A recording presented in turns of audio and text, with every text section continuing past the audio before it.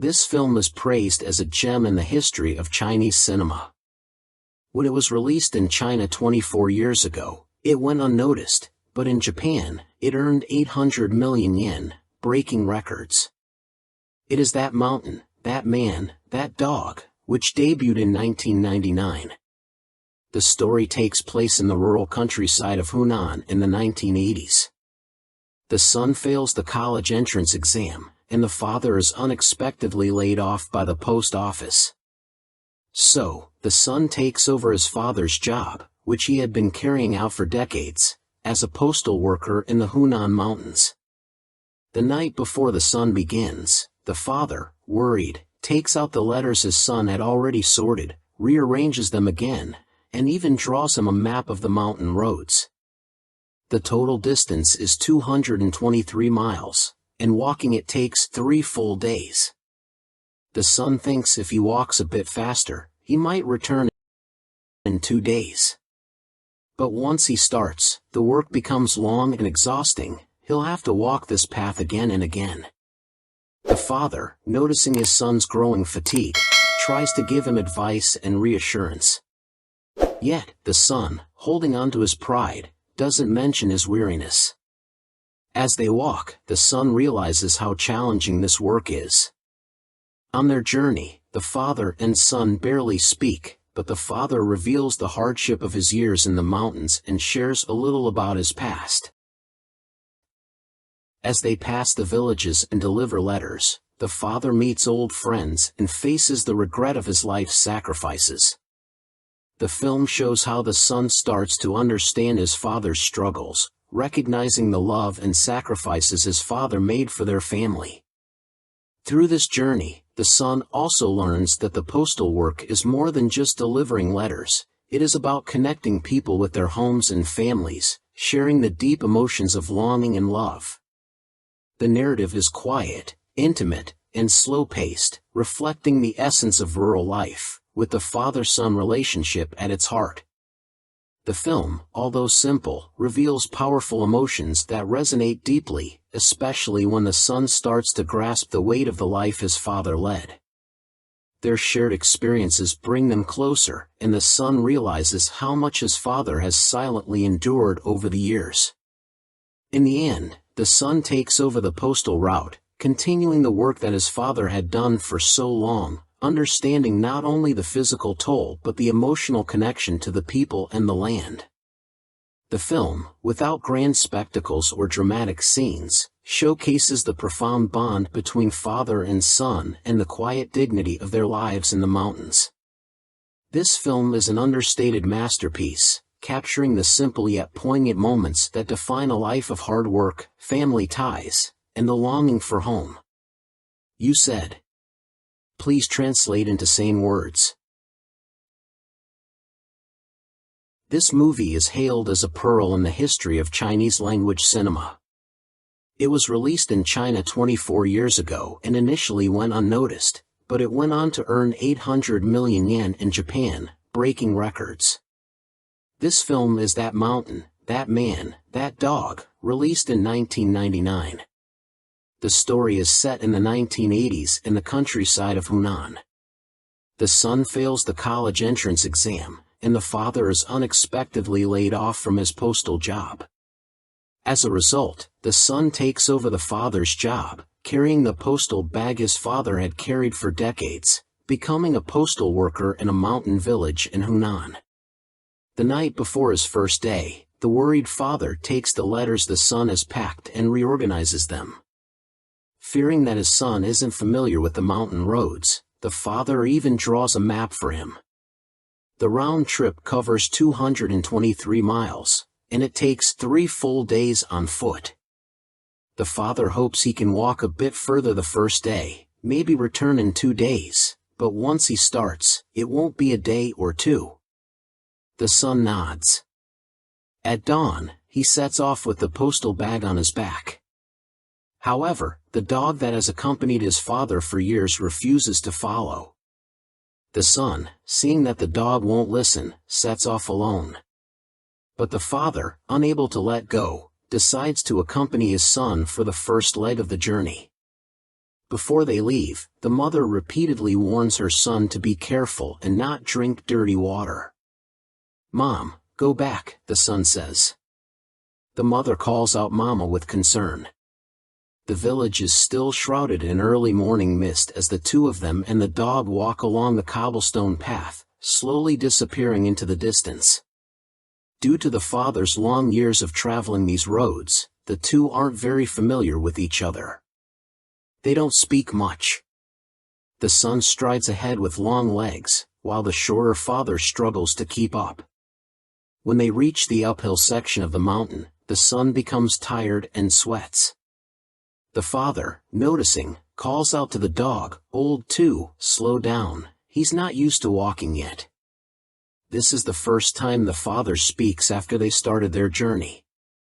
But the son, focused on his own pride, doesn't take his father's concern to heart. Soon, two people appear ahead, heading up the mountain to chop wood. The son, unfamiliar with the mountain paths, doesn't know how to make way. The father reminds him, "When you meet people, step aside to the right."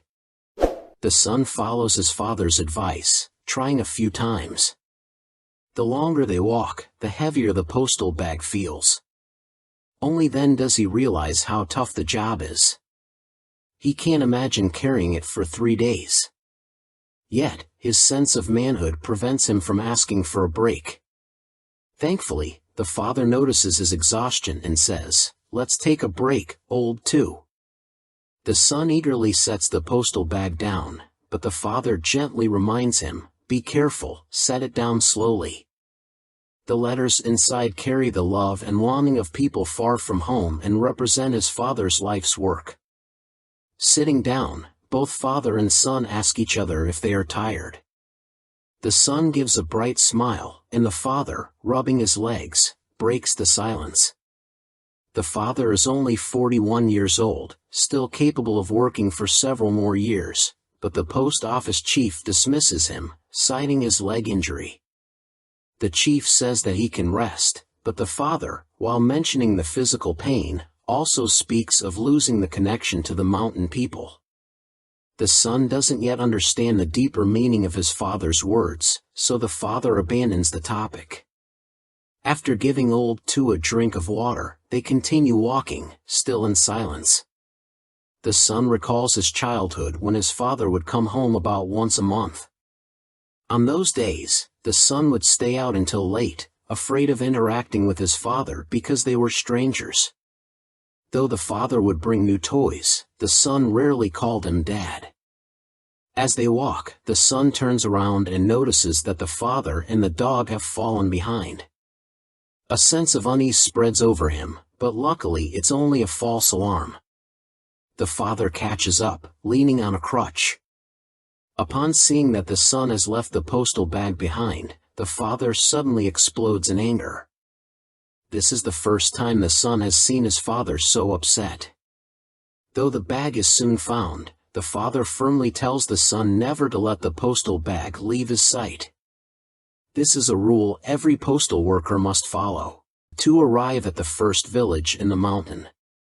The father often says that it's fine if the county chief doesn't visit for a few days, but not seeing himself for even a day is a problem. So, the son expects that their arrival will cause a stir in the village, with people eagerly awaiting letters.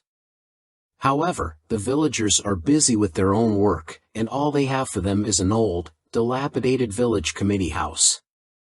The father walks in like a regular, making tea. When the village head hears the dog's bark, he quickly comes over. The father proudly introduces his son, "This is my son, he's going to take over this postal route." The village head thinks the father is being promoted to the chief of the post office, but the father explains that he has retired. The village head is regretful for the father, seeing that while doctors or teachers who come to the village rise to positions of power, the father, after decades of hard work, gained nothing in terms of recognition. Yet the father doesn't complain. He seems to have long since let go of fame or fortune. When the village head leaves to get the mail, the son speaks up in defense of his father. Though the chief had acknowledged the father's hardships, he still dismissed him. The son says that even the village officials never gave the father any commendation letters. The father doesn't mind, however, and teaches his son not to complain either. After the village head returns with the letters, the father and son continue to the next village. But this time, when they arrive, the villagers eagerly gather around them.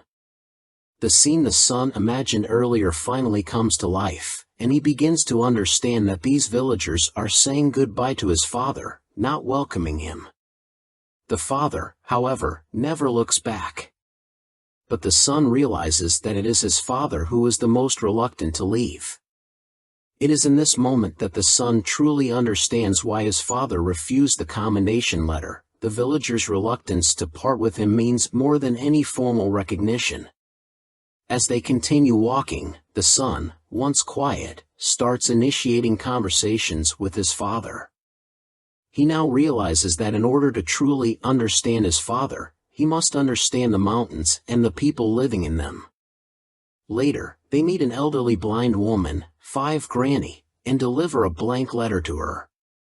The father explains that the woman's grandson, the only university student in the village, had stopped coming back after going to the city, leaving her alone. The father always brings a blank letter and reads it to her, pretending it is from her grandson. The son begins to understand that the job of a postal worker is not just about delivering letters, but also about delivering people's unspoken emotions. This realization touches him deeply, especially thinking of his mother, who, like Five Granny, had been waiting for the father to return home after long periods of absence. Their lives were not easy, but the mother never complained, just like Five Granny. Later, the father and son meet a young girl from the Dong ethnic group, and the son is struck by her clear, gentle smile. The villagers, hearing that the father is coming, delay a wedding to invite him to join the celebration. As they celebrate together, the father looks on with contentment, thinking of his own youth. This film, without dramatic scenes or earth-shattering events, tells the story of a father and son trekking through the mountains, experiencing life and understanding each other better. In the end, the son, having walked the same path as his father, takes on his father's responsibility. Although the postal worker's job seems mundane, it carries the weight of the emotions and connections between people.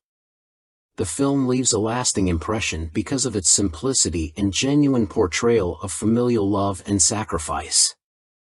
That mountain, that man, that dog remains an evocative piece of cinema that touches the hearts of many, and today, the mountains stand as a quiet, peaceful world, far removed from the noise and haste of urban life.